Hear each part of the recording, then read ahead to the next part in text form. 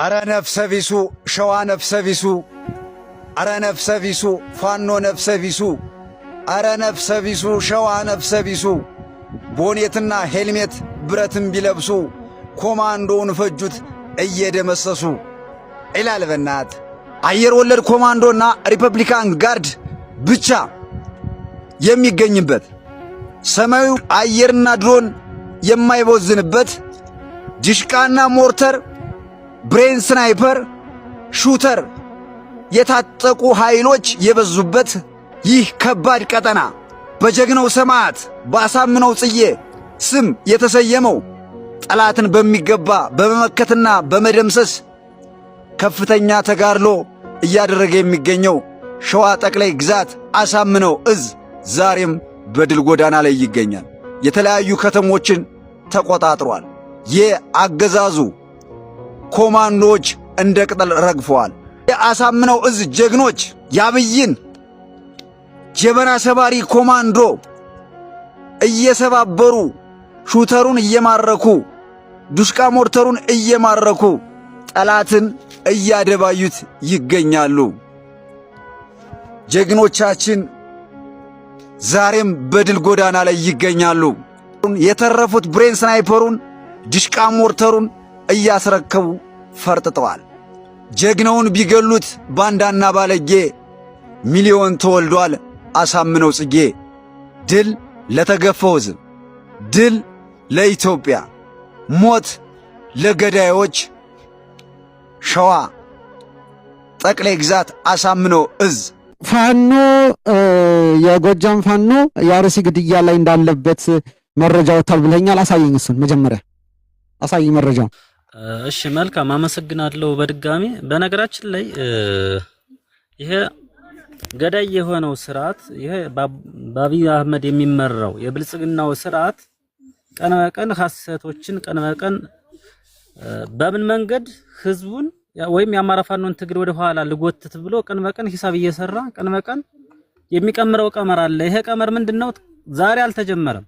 እኛ በነገራችን ላይ እናውቀዋለን፣ ነቅተናል። እኛም ብቻ ሳይሆን የኢትዮጵያ ብሔር ብሔረሰቦች በሙሉ ያውቁታል። ትናንትና ካስታወሳችሁ ደራ አካባቢ ከዛሬ ስንት ወራት በፊት በስመ አብ እያሉ የራሳቸውን ሰው አርደው የአማራ ፋኖ የሙስሊም ጠል ነው እያሉ ሲሰብኩ ነበረ ካስታወሳችሁ ከቅርብ ወራት በፊት። ለምንድነው ይሄንን ሲያደርጉ የነበረ? በእምነት ገብተው የአማራ ፋኖ ትግል ወደ ኋላና ባለበት እንዲቆም እንዲንኮራሽ ፈልገው ነበር። ኖ እንደዛ ሊሆን አይችልም። ይሄ የ21ኛው ክፍለ ዘመን ትውልድ ነው። ይሄ አዲሱ ጄኔሬሽን ነው። ይሄ የዘመነ ያሳምነው ትውልድ ነው። አለቀ። አዲስ ትውልድ፣ አዲስ አስተሳሰብ፣ አዲስ ተስፋ። አለቀ። ይሄንን ትውልድ ደግሞ በእንደዚህ አይነት አጀንዳዎች ወደ ኋላ ልትመልሰው የምትችል ትግል ላይ አይደለም የቆመን። እውነቱን ለመናገር ዛሬ ላይ ደግሞ እንዴት ብሎ መጣ? አላህ ክብር እያሉ ምዕመናንን ሲያርዱ ቪዲዮ ቀርጸው አሰራጭተው እኛ ጆሮ ደርሷል። ለምንድነው ይሄ የሆነ ከተባለ የአማራ ፋኖን ትግል ሃይማኖት ተኮር ብሔር ተኮር አድርገው ሰው እንዲመለከተውና ሰው በዛ ልክ ከአማራ ፋኖ ጎን እንዲርቅ ነበረ። ነገር ግን ሁሉም የአማራ ህዝብ ብሎም የኢትዮጵያ ህዝብ የአማራ ፋኖን ትግል ከኛ ያላነሰ ያውቀዋል። እውነቴን ነው። እኔ ብሔር እንጂ ሃይማኖት የለኝም። አለቀ።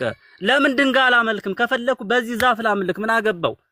የአማራ ፋኖ ታገይ ወይም ማንኛውም መሪ ነኝ የሚል ሰው ለምን በዚህ ዛፍ አላመልክም? በዚህ ዛፍ ለምን አላመልክም? እኔን ያድነኛል ብዬ ካሰብኩ ምን አገባኝ? ማን ነው የሚጠይቀኝ? ብሔር እንጂ እምነት እንደሌለን ስል ትግሉ ብሔር እንጂ እምነት የለውም። ማንኛውም እምነት ያለው የአማራ ፋኖ ታጋይ በማንነቱ የሚገደል በማንነቱ የሚሞት በማንነቱ የሚፈናቀል እንደሆነ አውቀን ተረርተን የወጣን ታጋዮች እንደሆን አማራ የሚለው ታልጋ አማራ የሚለው ገዳዩ ስም በነገራችን ላይ አማራ የሚለው ስም ከገዳይ በሽታዎች አንደኛውና ዋነኛው ነው ብዬ ነው ማስብ። አማራንን ብለን ለመናገር እንኳን አቅም ያጣንበት ጊዜና ሰዓት ላይ ነው የአማራ ፋኖ እምቢኝ ለባርነት ብሎ በክንዱ ድንጋና ዱላ ይዞ ነፍጥና ጎራዴ ይዞ ዛሬ ለዚህ አፍሪካኛ ኑቲባኤት ያላና አትገሩ ጅረኛ ከከቲ ጉያ ቶኮ ሀምቱ ከነስ ጋር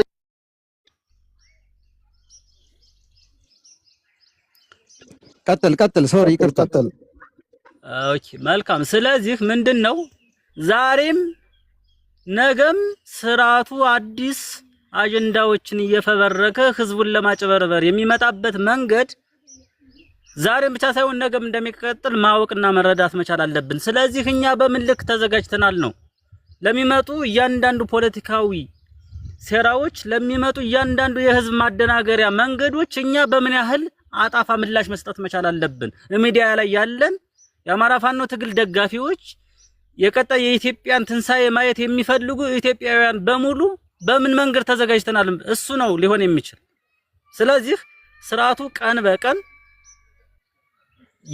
የማያመጣው አጀንዳ የማይፈበርከው ውሸት የለምና እኛ በምን ልክ ተዘጋጅተናል ከተባለ ሚዲያው ላይ ከሙሉ በበኩሉ አሁን ላይ አሪፍ ነው እየተሰራ ነው ምንም አይል ነገር ግን ከዚህም በላይም ሰርተን ስርዓቱን በሚዲያው ዘርፍ ይበልጥ ደግሞ ልናዋርደውና ይበልጥ ሴራውን እያንዳንዱ ተንኮሉን ግፉን ልናሳይ ለህዝብ ለዓለም ህዝብ ልናሳይ ይገባል ብዬ አስባለሁ የአማራ በነገራችን ላይ በምርጫ ማግስት በዚህ ልክ መደረጉ ለመሆኑ ኢትዮጵያ ውስጥ መንግስት አለ ወይ ብዬ እንድጠይቅ አድርጎኛል እኔ የለም ብዬ አይደለም የወጣው ገዳይ የሆነ መንግስት አለ እሱ ግን ለህዝብ ስለማይጠቅም ለአማራ ለትግሬ ለኦሮሞ ለጉራጌ ለብሔር ብሔረሰቦች እንደማይጠቅም አውቄው በማንነታችን እየገደለን ስለሆነ ይሄን መንግስት ማስወገድ አለብን ብለን የወጣን ታጋዮች ነው ለመሆኑ አሁን ላይ መንግስት አለ ወይ ብለን ስንጠይቅ እንግዲህ መንግስት በሚያስተዳድርበት ቀጠና እንደው በእኛ ቀጠና የአማራ ፋኖ ቀጠናዎች ይዞታዎች ውስጥ ቢሆን ችግር የለው ባይሆን እንኳን ፋኖ የሚያስተዳድረው ቀጠና ነው ሊባል ይችላል መንግስት በሚያስተዳድረው ቀጠና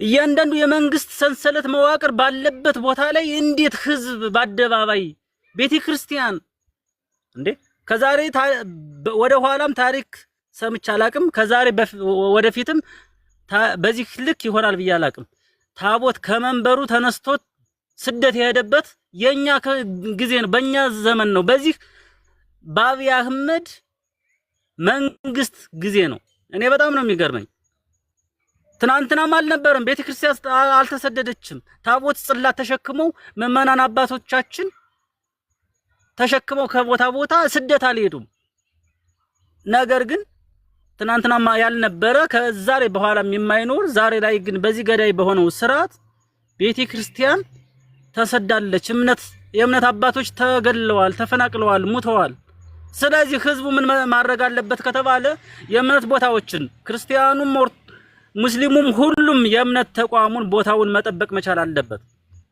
ዛሬ ላይ ኦርቶዶክስ ላይ በዚህ ልክ ከዘመተ ነገ ደግሞ መስጊዶች ላይ የማይዘምትበትና ከዚህ በላይ ጭፍጨፋ የማያደርግበት መንገድ የለም ሰውየው አረመኔ ውሻ ሆዳም ነው በቃ አለቀ ከራሱ ደም አምላኪ የሆነ ስርዓት ስለሆነ ይሄንን ደም አምላኪውን ስርዓት ነቅተን ልንጠብቀው ይገባል እኛ ባፈሙት ስርዓቱን እየጣልን ነው ህዝቡ ደግሞ ቤተክርስቲያንና መስጊዱን ሊጠብቅ ይገባል በቃ አለቀ እምነት ከሌለ እንዴት መኖር ይቻላል በዛ ልክ ነው ይሄን ገዳይ የሆነውን ስርዓት በሚገባው ልክ ሁላችንም ጠንክረን እረፍተው ማለት መቻል አለብን የአማራ ፋኖ ትግሉን እያንዳንዱ ቀን በቀን በድል እየተጓዘ ወደፊት የሚመጣበትን መንገድ እያሰፋ ከትናንትናው ዛሬ የተሻለ ድሎችን እያመጣ የሚገነው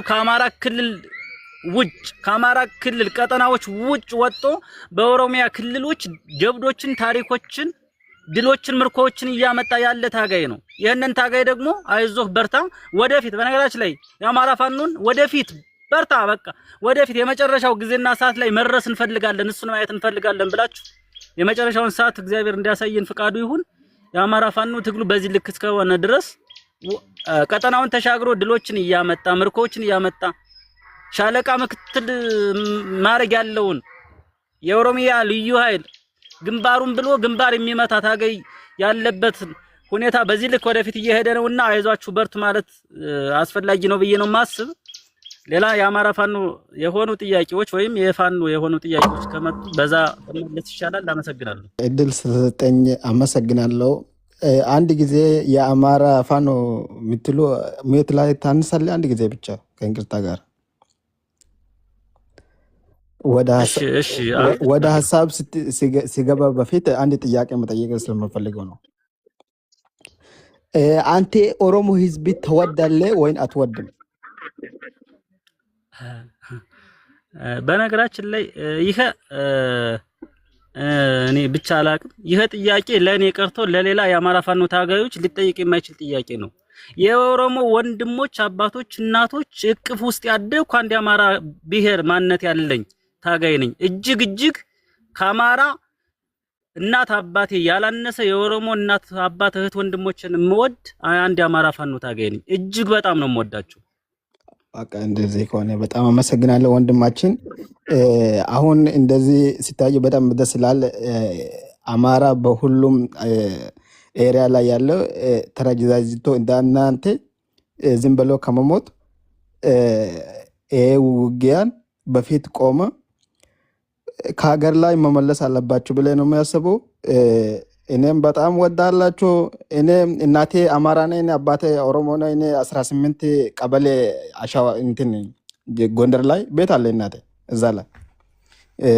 በቃ በጣም ደስ ይላል። እንደዚህ ቀጥሉ፣ አንድ ሆኑ። ጥላታችን አብይ አህመድ የሰይጣን አስወርዱናል። እኛ ከእናንተ ጎን ነው።